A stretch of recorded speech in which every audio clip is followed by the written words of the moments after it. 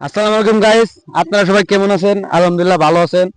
আজকে আসলাম ঘুরতে ঘুরতে তুরাগ নদীর আশেপাশে কিছু সাধারণ মানুষের প্রশ্ন করবো, যেমন কি বাউল শিল্পী এই নাস্তিকের নিয়ে প্রশ্ন করবো, সাধারণ মানুষের রায় রায় জানবো যে কি বলে তারা। তো চলেন আসেন। হলো, আসসালামু আলাইকুম ভাই, আপনারা সবাই কেমন আছেন?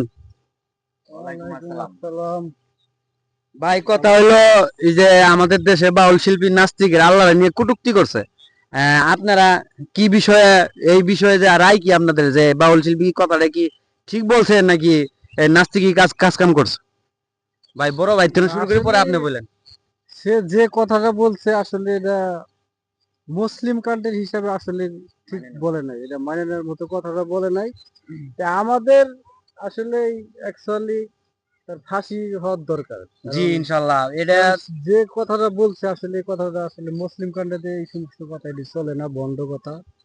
তা আমার হিসাবে আমরা চাই তার ফাঁসি হোক। জি ভাই, বড় ভাই আপনি কি, আপনার রায় কি?